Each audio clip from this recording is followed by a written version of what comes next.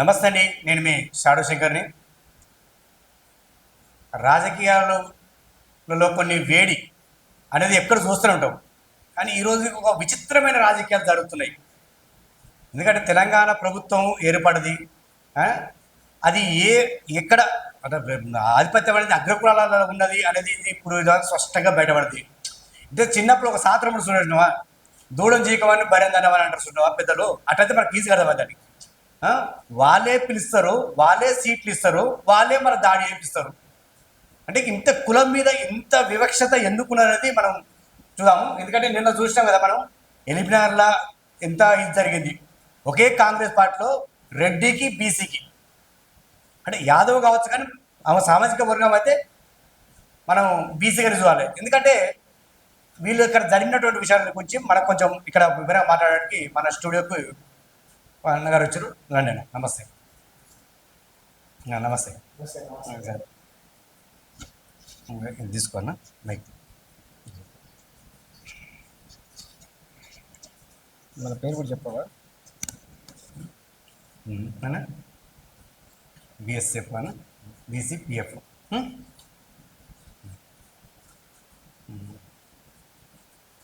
ఇక అన్న, ఒక ఏ సామాజిక వర్గం అయితే బాగుపడాలి, ఎవరికైతే రాజాధికారం కావాలని మనం పోట్లాడుతున్నామో అందులోనే బీసీ పీపుల్ ఫెడరేషన్ రాష్ట్ర అధ్యక్షుడు అన్నగారితో కొంచెం మాట్లాడతాం. అంటే చెప్పానన్నా, ఇప్పుడు రాజకీయాల్లో ఇంత వివక్షత ఉన్నది.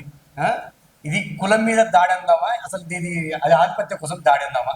ఒక ఈశ్వరమ్మ ఒక ఫ్లెక్స్ పెట్టింది, మా ఫోటో పెట్టలేదా అనే కారణంతోనే ఇంత దారుణంగా ఇది చేసారు. ఒక్కసారి మనం మన మన వాళ్ళకు వినిపిద్దామండి, ఒకసారి ఇది తెలిపిద్దాం. వినండి ప్రజలు, ఒకసారి వినండి. జంగించుకుంటే యువతో పోషుడు ముందు వస్తుందంట, ఇక్కడ ఫ్లెక్స్ చేసుకుంటుందంట. ఇక్కడ నేను స్టేట్ ప్రెసిడెంట్ ఏం లాభము? నా ఎంబడి ఎవరు తిరగాలి? క్యాడర్కి ఏం సమాధానం చెప్పుకోవాలి? కిదా పిక్కిడి ప్రభాకర్ రెడ్డి ఫోటోలు కూడా మంత్రాబాద్ డివిజన్ లో నువ్వు కాంగ్రెస్ పార్టీ చెప్పేసావు.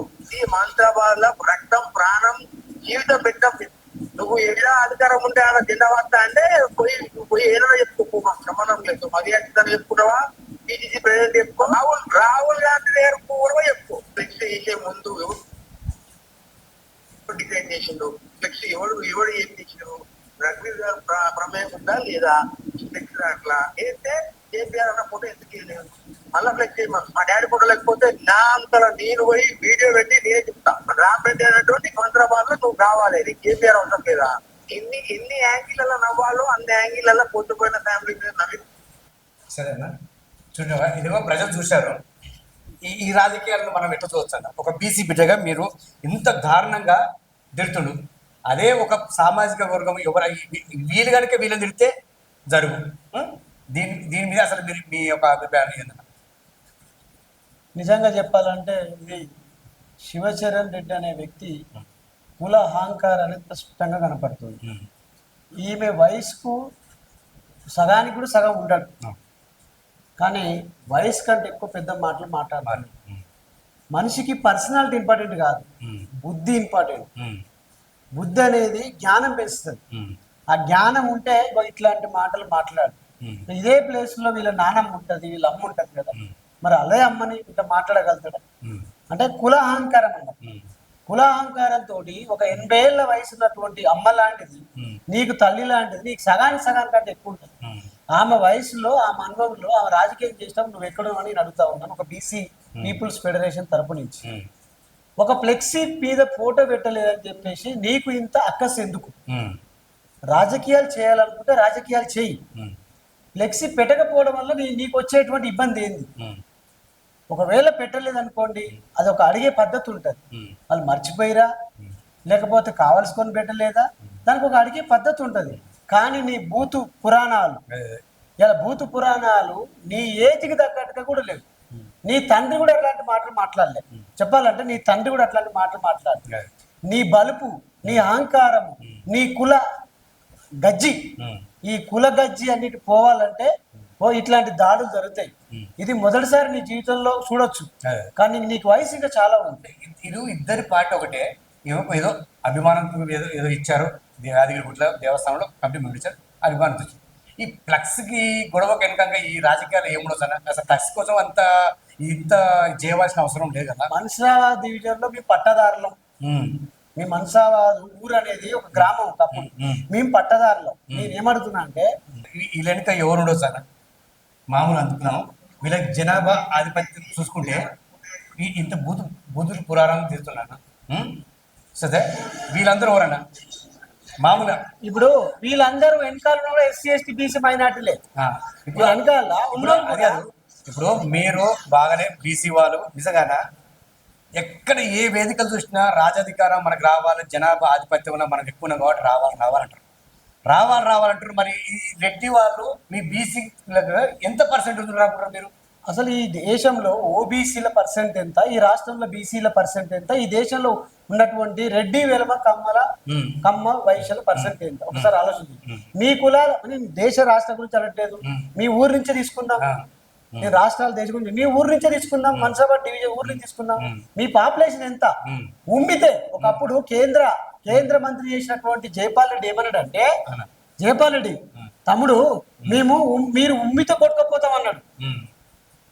మీరు ఉమ్మితే కొట్టుకపోతాం అన్నాడు జైపాల్ రెడ్డి, కేంద్ర మంత్రి జైపాల్ రెడ్డి, రేవంత్ రెడ్డి వాళ్ళ మామ. అలాంటి మేము ఉచ్చవోస కొట్టుకపోతాం.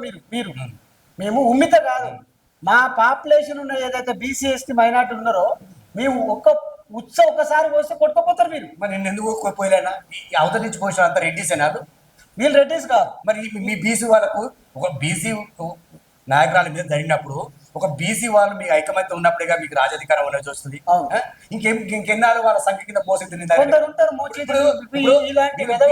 నిజంగా రెడ్డిస్ కనుక ఇంతమంది వస్తే మిమ్మల్ని మీరు చూస్తే ఎంత ఉత్సవం అని బయటకు రావద్దు. వాస్తవ ప్రకారము వీళ్ళంతా మా సామాజిక వర్గాల పిల్లలే ఉంటారు. కానీ వీళ్ళ కొద్దిగా రాజకీయ అవగాహన తక్కువ, బీసీ సోయి ఉండదు వీళ్ళకు. ఇన్నేళ్ళు వాళ్ళ మోచేతిని తాగుతూనే ఉన్నారు కదా, చిన్న కాడనో పెద్ద కాడనో లేకపోతే ఏనో కాడ తాగిన వాళ్ళు వాళ్ళ యొక్క మోచేతిని తాగి కాదు. ఒకసారి రెవల్యూషన్ రాదు, ఒకసారి ఆలోచన రాదు వాళ్ళకి.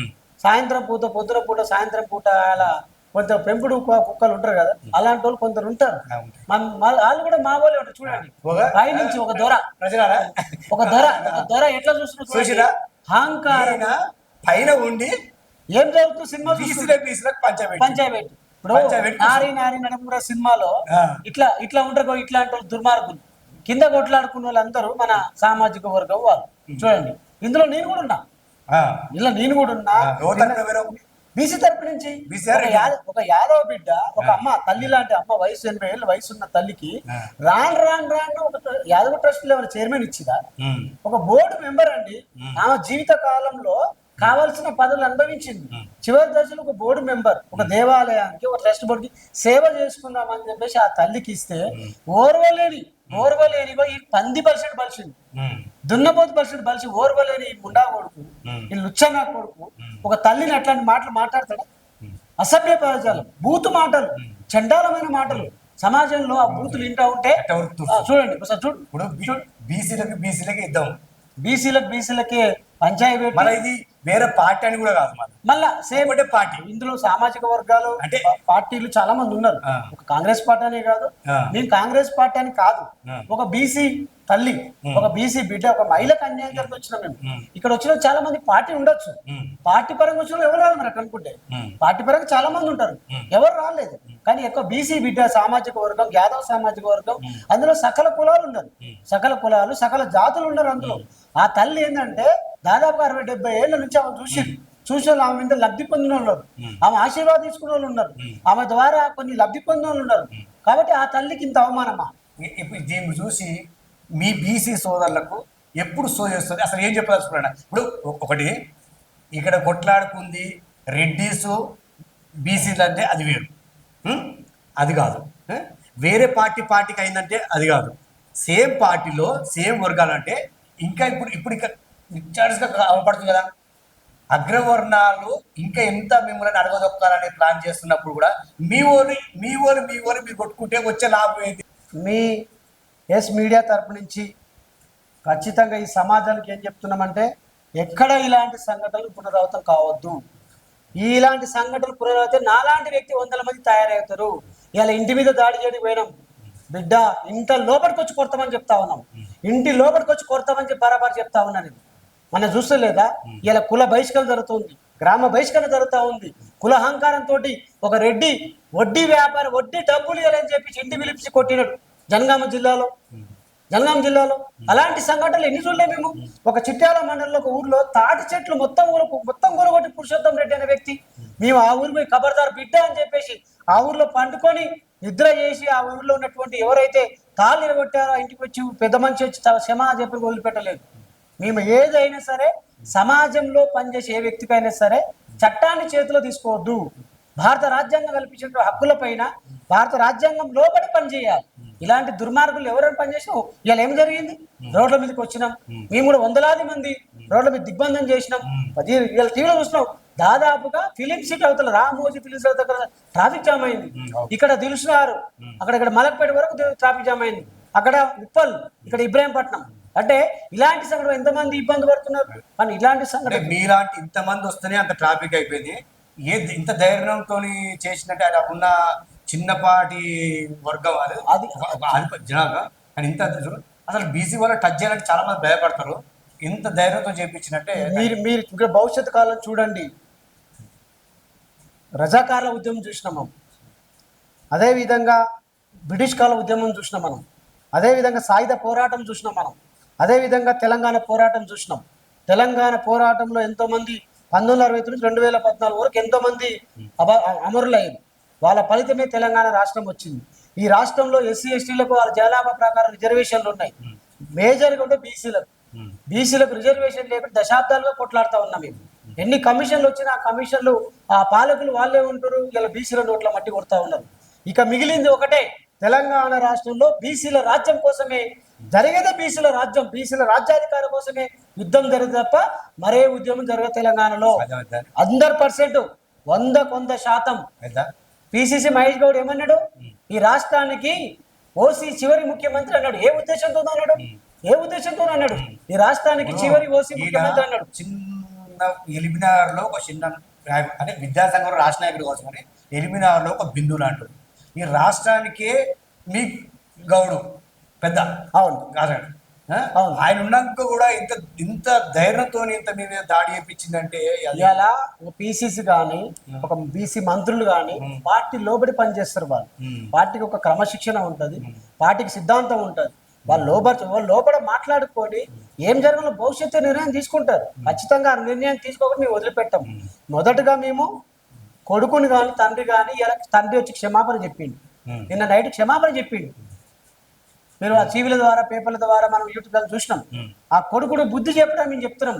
బుద్ధి కాదు మాకు కావాల్సింది. అంటే క్షమాపణ చెప్పని మేము ఊరుకున్నామా? ఈరోజు నువ్వు లంజగొడుక తర్వాత సారీ అన్నట్టు ఊరుకుంటావా? ఆ ఉద్దేశంతో ఈ రోజు మేము రోడ్ల మీదకి వచ్చినాం. ఆ గౌడ సామాజిక వర్గం ఆ ఉద్దేశంతో సర్దార్ సర్వే పాపన్న బహుజన విప్లవ సర్దార్ పాపన్న రక్తం నాది, పాపన్న వారసు నేను కంటమేషన్ వారసు. మీ గౌడ సంఘం రక్తం ఉడుకుడు మామూలు ఉండదు. ఏ ఉద్యమం చేశాక ఒకటి అటువంటి వాళ్ళ మీద కూడా ఇలాంటి సంఘటన మరి మీ అధికారం వస్తే బాగుండు. ఎందుకంటే మీ సామాజిక వర్గానికి ఎందుకంటే చట్టాలు మీరే ఇప్పుడు వాళ్ళే కదా చట్టాలు చేసుకునేది. అసెంబ్లీ కానీ ఎక్కడైనా కానీ చట్టాలు చేసుకునేది. ఆ చట్టాన్ని మీరు చేసుకున్నంత వస్తేనే కొంచెం ఏమన్నా ఖచ్చితంగా వస్తుంది. మా పోరాటానికి ఫలితం ఉంటుంది. మేము చేసినటువంటి న్యాయమైనటువంటి పోరాటం అది. చట్టాలకు లోబడి పనిచేస్తాం మేము. చట్టాన్ని మేము తీసుకో. ఇలాంటి వాళ్ళు ఏంటంటే డబ్బు, మందబలం, అధికార బలం, కుల బలం. మనిషి ఏంటంటే ఫస్ట్ ఎప్పుడైనా నాలుక కంట్రోల్ ఉండాలి. ఈ నాలుక పొదుపు పాడుకోవాలి, నీరు పొదుపు పాడుకోవాలి. నీరుని నాలుకని పొదుపు పాడుకోవడం ఎప్పుడు బాగుపడు. ఈ రెండు పొదుపు వాకపోతే ఇట్లాంటి బల్బు మాటలు బయటకు వస్తాయి. ఈ బల్బు మాటలతో ఇలా ఎంతమంది మహిళలు, బీసీ మహిళలు, ఎంతమంది బీసీ నాయకులు ఇవాళ రాష్ట్ర వ్యాప్తం ఉక్కిపోతుంది. రాష్ట్ర వ్యాప్తంగా ఖమ్మం జిల్లాలో ఉన్నటువంటి కులస్తుడికి వచ్చారు. నిన్న ఇల్బార్కి వచ్చారు, నిజామాబాద్ నుంచి వచ్చారు. ఒక ఆయన ట్రైన్ ఎక్కి వచ్చాడు ఇక్కడ మహబూబ్నగర్ నుంచి. ఎందుకోసం? ఇలా నా జాతికి అన్యాయం జరుగుతుంది, నా జాతికి అవమానం జరిగింది, నా కులాన్ని కించపరుస్తున్న వీడు, నేను బతికెంత వీడెంత. డబ్బులుంటే మనిషి జోబులో పెట్టుకో. ఈ ఇంటి గోడ మధ్యలో నువ్వు ఏమైనా వేసుకో. ఇంటి బయటకు వస్తే బజార్కి వస్తే బట్టలు తీసి కొడతామని చెప్పేసి మీడియా సమక్ష చెప్తా ఉన్నాను. ఇది ప్రజలారా గమనించండి. ఎందుకంటే మన షాడో మీడియా మీద కూడా చాలాసార్లు ఇటువంటి సంఘటన మీద తీసుకొచ్చాం. ఎందుకంటే ఎక్కడైతే ఎవరి ఆ, అగ్రకులాల మీద ఏ జాతి అయితే అనగదొక్కబడుతుందో ఆ జాతికి రాజధికారం వస్తేనే వాళ్ళ సొంత చట్టాలు తెచ్చుకోవడాలు, వాళ్ళకి విద్య వైద్యం అనేది మెరుగు వస్తుంది, అన్ని విధాలుగా డెవలప్ అవుతారని చెప్పేసి ఇలా బీసీ సంఘాలు చాలా మంది ఒడిపికి ఎక్కారు. ఇలాంటి సంఘటనలు చాలా మంది ఉన్నారు. ఎందుకంటే ఇలాంటి నాయకులు చాలా మంది ప్రజలకు మీకోసం ఎందుకు చేస్తున్నప్పుడు వీళ్ళంట ఉండడం మీ ధర్మం, అది గమనించండి. ఏదో మాయ మాటలకో తాగుడుకో తిండుకో భయపడి మీ మీదనే మీరు దాడి చేసుకుంటే ఇక ముందు తరానికి, ఇంకా ముందు భవిష్యత్తు మీ పిల్లలకు ఎలాంటి ఈ జీవితాన్ని మీరు అందిస్తారో మీరు ఒకసారి గమనించాలి ప్రజలారా. ఎందుకంటే ఓటు అనే హక్కు మీకు చేతిలో ఉంటుంది కాబట్టి మీలాంటి వారికి రాజధికారం వస్తేనే మనం అన్ని బతుకులు మారుతాయి అనేది మన అన్నగా వెంకటేశ్వర గారు కూడా చెప్తున్నారు. ఇకనైనా ఇటువంటి వారి నాయకులు ఎంతమంది ఉన్నా ఈ మీ జాతి కోసం పోరాడి ఏ నాయకునైనా మీరు గౌరవించండి. గౌరవించినప్పుడే మీకు సరైన న్యాయం జరుగుతుంది. న్యాయం జరగాలని కూడా మా మీడియా తరఫున కూడా కోరుకుంటున్నాం. నమస్తే అన్న, నమస్తే.